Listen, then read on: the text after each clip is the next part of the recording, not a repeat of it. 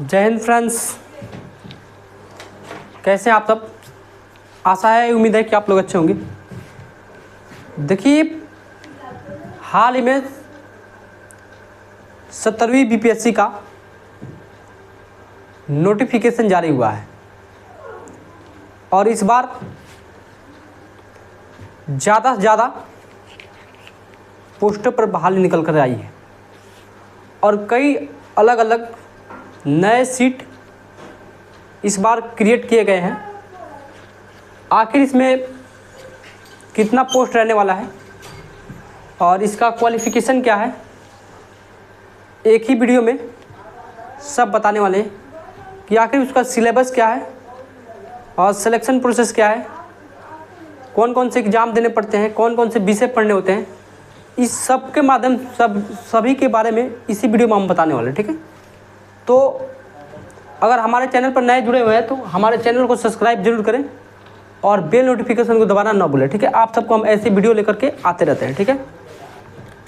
तो सबसे पहले देखिएगा कि जो हमारा एजेंडा है वो 17वीं बीपीएससी को लेकर के है कि आखिर कितने पोस्ट पर चलकर बहाली आ रही है। तो हमारे चैनल पर नए जुड़े हैं तो सब्सक्राइब जरूर करें और बेल नोटिफिकेशन दबाना ना भूलें, ठीक है। देखिए, सबसे पहले देखते हैं तो जो ये बहाली निकल कर रही है 17वीं बीपीएससी है। कौन है? तो 17वीं बीपीएससी है, यानी बिहार लोक सेवा आयोग है, अर्थात बीपीएससी इसको आप बोल सकते हैं। बिहार लोक सेवा आयोग यानी बीपीएससी नई भर्ती और 2024, ठीक है। तो सबका इंतज़ार रहता है कि आखिर बीपीएससी का फॉर्म निकाल रही है और इसके तहत आप अधिकारी बनकर जाइएगा। एक जिला का एक एसडीएम वगैरह सब कुछ इसी के पोस्ट के हिसाब से बना जाता है, रैंक के हिसाब से सब बना जाता है। आखिर मेरिट कैसे आता है, मेरिट किस पर बनता है, इसी वीडियो के माध्यम से हम बताएंगे। तो सबसे पहले देखिएगा तो इसमें टोटल जो पोस्ट रहने वाले कितने 1700 प्लस रहने वाले हैं, 1000 नहीं कर सकते हैं, यानी 1700 प्लस का रहने वाले पोस्ट रहने वाले हैं। तो 1700 प्लस इसमें क्या रहने वाले पोस्ट रहने वाले हैं और ये 1700 से अधिक हो सकते हैं, मतलब ये मिनिमम है, मतलब इससे मतलब ज़्यादा ही आएगा, ठीक है। ये एबव है यानी 1700 से मतलब 1700 प्लस ही है, ठीक है। यानी 1700 से आप कह सकते हैं 1800 हो गया, 1900 हो गया, जो भी है आ सकता है, ठीक है। इसमें जो फ़ी लगता है, इसका जो एग्ज़ाम डेट है, एग्ज़ाम डेट कि आखिर इसका एग्ज़ाम डेट कब है, तो एग्ज़ाम डेट 17 नवंबर से रखा गया है, यानी 17 नवंबर से क्या है एग्ज़ाम डेट इसका है। यानी अभी नोटिस जारी हुआ है और नोटिस से पहले ही 17 नवंबर को इसका एग्ज़ाम डेट प्री का रखा गया है, ठीक है। तो प्री का एग्ज़ाम डेट कब है, तो प्री का एग्ज़ाम कब है 17 नवंबर को क्या है प्री का एग्ज़ाम है, ठीक है। इसमें भरने के लिए फ़ी क्या लगता है, इसमें फ़ी क्या लगता है, तो फ़ी देखिए क्या लगता है। तो आप जनरल है, बीसी है, ईबीसी है, ईडब्ल्यूएस है और अदर स्टेट हो गया, ठीक है। अदर स्टेट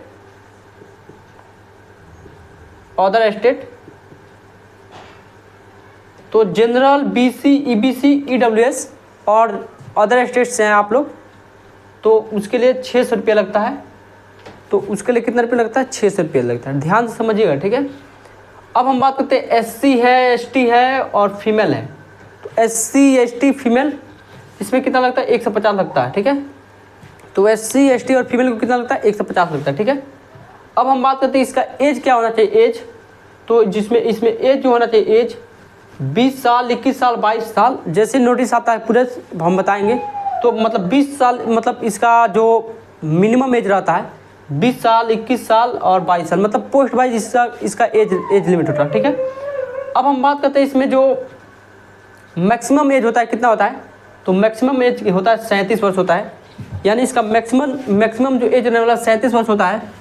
और साथ में देखिए, साथ में आप एससी, ईबीसी हो गया, ईबीसी नहीं कहते, ईबीसी नहीं, बीसी है, बीसी फिर से आपका हो जाएगा बीसी के बाद से आपका हो जाएगा फीमेल, जनरल, GEN, जनरल क्या हो गया, जनरल फीमेल हो गया। तो 3 साल का छूट रहता है, 3 साल का।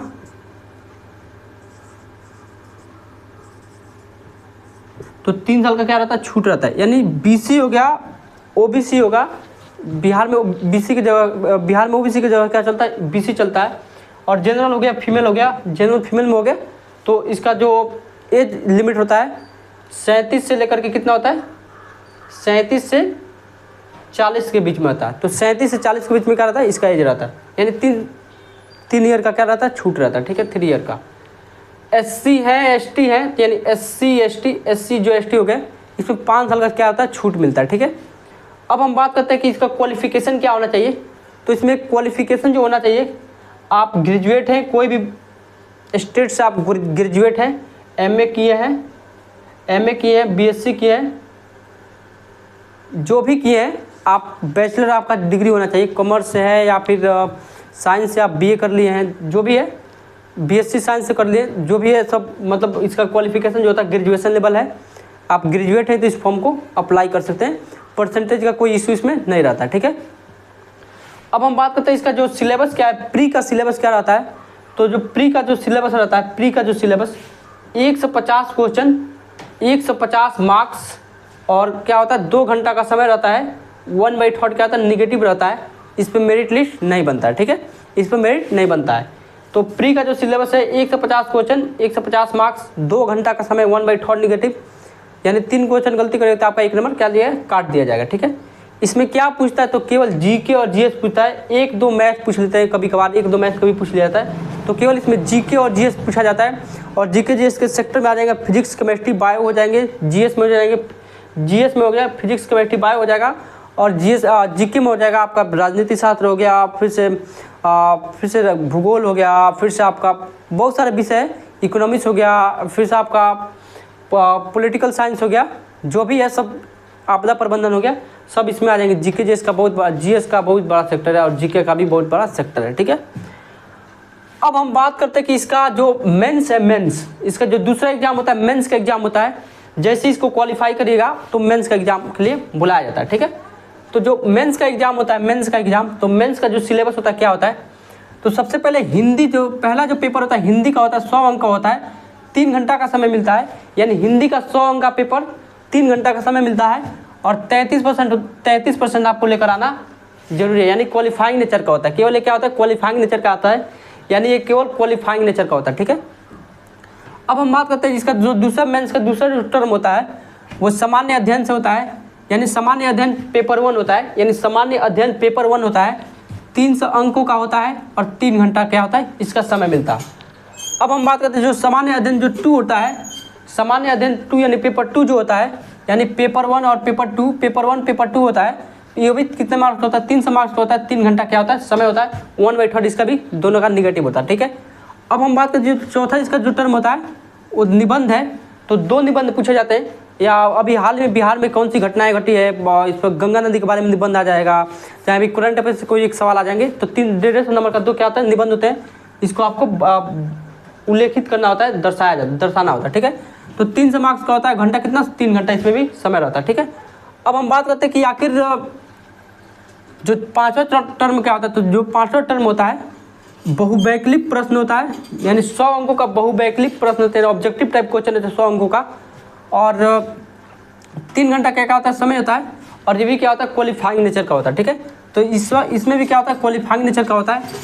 और उसके बाद जो छठा जो टर्म होता है, छठा टर्म जो होता है, छठा टर्म वो इंटरव्यू होता है। तो इंटरव्यू होता है, और इंटरव्यू होता है 120 मार्क्स का होता है, यानी इंटरव्यू इसमें कितना होता है, 120 मार्क्स का होता है। और साथ में जो इंटरव्यू होता है, इसके बाद से देखिए क्या होता है, इस सब टर्म के बाद, ठीक है, इस सब टर्म के बाद जो देखिएगा सबसे पहले तो 300 मार्क्स से हो गया। तो यहाँ पे देखिए सबसे पहले 300 मार्क्स से हो गया, 300, और फिर से कितना, एक 300, 200, और ये 300 हो गया, और फिर से कितना, 300 हो गया, ठीक है। आखिर मेरिट लिस्ट किस पर बनता है, इसके बारे में हम चर्चा करने वाले। देखिए सबसे पहले 300 300 300 300 कितना हो गया, 900, और 120 कितना हो गया, 120, ठीक है। इसको जब जोड़िएगा ना तो 0 2 और फिर से 9 1 10, ठीक है। तो 1020 नंबर का क्या होता है, इसमें 1020 पर क्या होता है, मेरिट लिस्ट बनता है। यानी 1 से 20 नंबर जो होता है ना, इसका मेरिट लिस्ट इसी पे बनता है। तो इसी के आधार पर मेरिट लिस्ट बनता है। जो एग्ज़ाम आपका सेकंड हो गया, थर्ड हो गया और फोर्थ हो गया और साथ में क्या है, सिक्स्थ हो गया, ठीक है। इसी के हिसाब से क्या बनता है, मेरिट लिस्ट इस पर बनता है, ठीक है। तो ज़्यादा से ज़्यादा आप लोग सही करिएगा, इसमें मतलब बाहर से सवाल नहीं पूछा जाता है, सिलेबस के अकॉर्डिंग सवाल इसमें पूछे जाते हैं, ठीक है। अब हम बात करते हैं पोस्ट वाइज, पोस्ट का कौन कौन सा पोस्ट अभी मतलब है इसमें, फेमस पोस्ट हो गया। सबसे पहले देखिएगा तो RDO है। तो RDO में जो पोस्ट रहने वाला है, कितना रहने वाला है, 393 रहने वाला, ठीक है। जो दूसरा पोस्ट है राजस्व अधिकारी है, राजस्व अधिकारी है, इसमें 287 पोस्ट रहने वाले हैं। अब अगला तीसरा जो पोस्ट है SDM का पोस्ट है, और ये रहने वाला 200+ पोस्ट रहने वाला है SDM का। अगला जो पोस्ट है DSP है, DSP का 136+ पोस्ट रहने वाला है। अगला जो पोस्ट है, अगला पोस्ट जेलर का है, और जेलर का लगभग 45 से 50 पोस्ट देखने को मिल जाएगा। फिर अगला जो है DEO का है, तो DEO का 30 से 35 यहाँ पर पोस्ट आपको देखने को मिल जाएगा। फिर जो अगला है BPRO है, तो BPRO का जो पोस्ट देखने को मिल जाएगा 80 से 85 पोस्ट आपको देखने को मिल जाएगा। और जो 9वां पोस्ट है क्या, MEO है, और MEO को जो आपको पोस्ट देखने को मिलने वाला है 60 से 62 या 63 मिलने वाला है, ठीक है। आखिर अप्लाई डेट इसका कब आ रहा है, अप्लाई डेट कब से आ रहा है, तो जो अप्लाई डेट है ना, अप्लाई डेट ये कभी भी अप्लाई डेट आ सकते हैं, ये कभी भी अप्लाई डेट आ सकते हैं, क्योंकि इसमें कई प्रकार से मतलब कई प्रकार के इस बार पोस्ट जो क्रिएट किए गए, लगभग 18 प्रकार के कर सकते हैं।